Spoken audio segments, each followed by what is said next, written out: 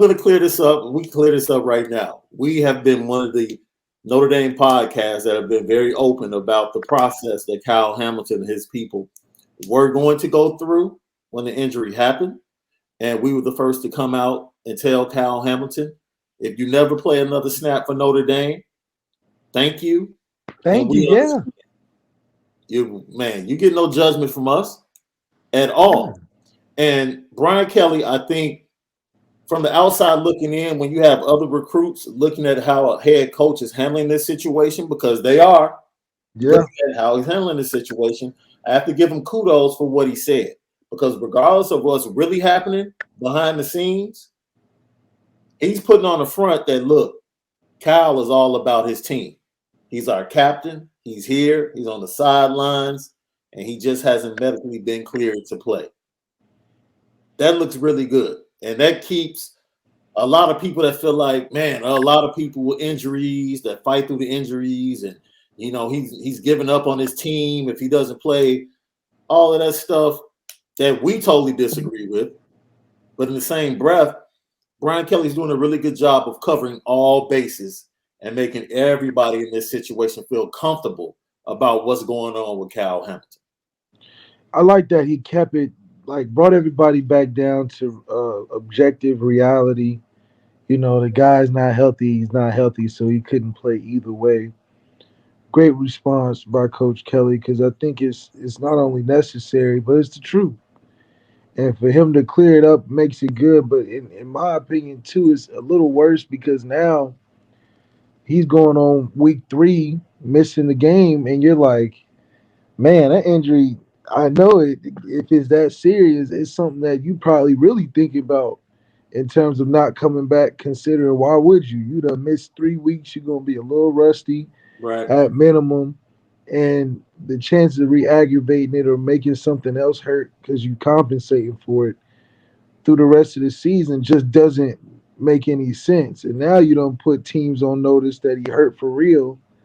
So it was good and bad. I may have saw it in a different light. I like that you probably went first, got a chance to kind of bring a lighter side to what I thought. But I'm thinking like, man, that's a HIPAA violation. I mean, in a sense, yeah, I see what you're saying. And, I don't want, look, I'm a parent. I'm a father. I'm also a uncle. I have nephews that play sports. Me and my brother would be sitting here right now like, yo, we really need to think about whether or not we have a guaranteed top 10 pick. Do we really want him to go back out there? Yeah, but that's And the and, real conversation. and as a father and as a parent, we don't give a darn what the fan base says. And that's the harsh reality.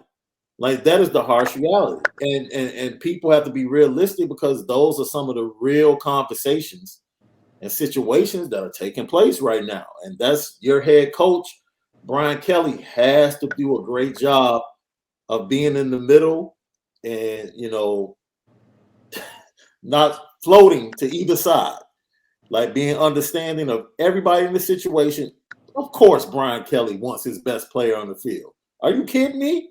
But the Going up, longer that Kyle misses, the less likely I think that he'll come back because I, it would only appear that it's a lot more severe than we even gave it credit for, and the fact that he's missing that amount of time wouldn't give me the confidence if I was in his position to want to come back, considering the fact that it's about going on 3 4 weeks. yeah. You getting comfortable just rehabbing and basically getting ready for the draft and all that stuff. So I don't know. I think if if it was Jalen and it was a situation like that, I think Jalen would have sat out for the rest of the year.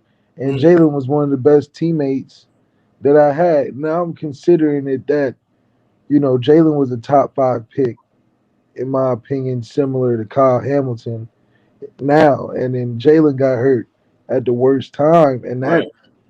that injury took, even after he was drafted. So I To don't this know. day, to this day, I hate Taylor Decker, dude. Like to this To day, this day, to this day, to I this see day. him So playing in the NFL, and I'm like, yo, you need to be cutting part of your check, bro. straight up, Like straight real up. talk.